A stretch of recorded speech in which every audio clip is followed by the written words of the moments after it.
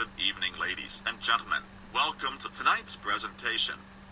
Please note that any recording of this performance, either through video or photograph, is strictly prohibited. We kindly ask that you take this time to turn off all of your mobile devices. Thank you, and we hope you enjoy tonight's presentation.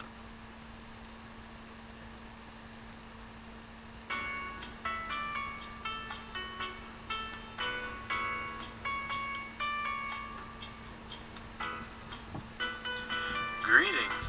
Glad everyone can make it out here tonight. This evening we will be looking at some alternative engine designs to the 4-stroke per cycle piston cylinder engine. The operation, theory, advantages, and disadvantages of each alternative engine design will be discussed only briefly.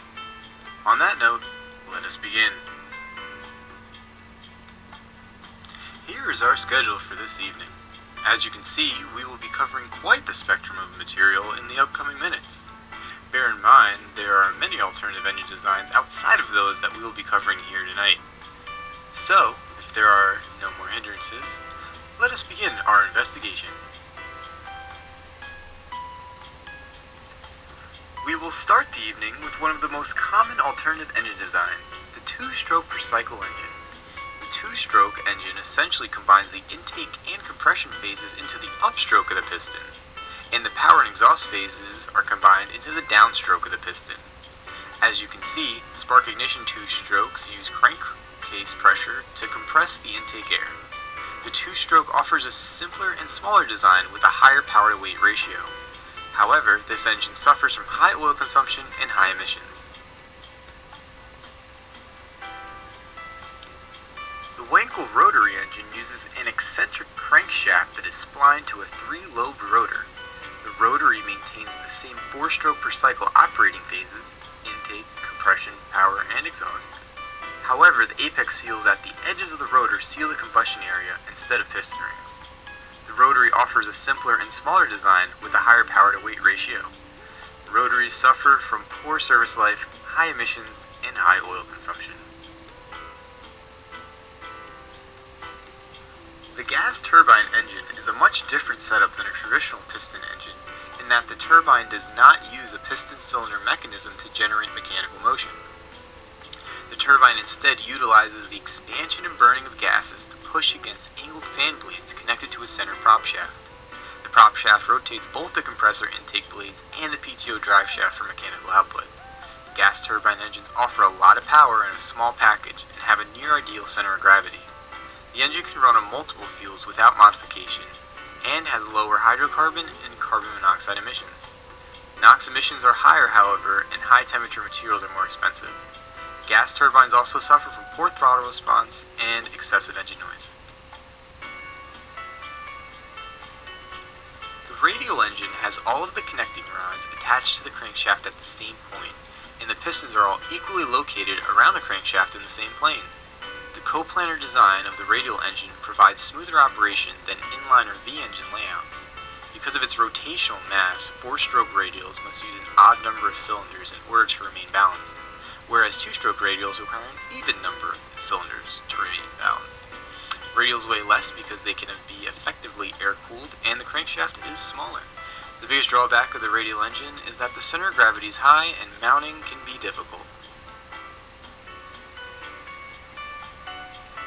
The opposed piston engine uses 2 pistons in 1 cylinder, in which both pistons face each other.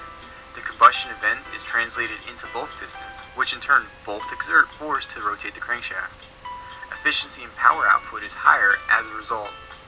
Depending on the design, however, the engine block may be more complex and require more parts, thus increasing cost. Okay, so that brings us to our brief intermission. Feel free to stretch your legs, use the restroom, or indulge yourself in some fine refreshments for the next few moments. 'Cause I know I will.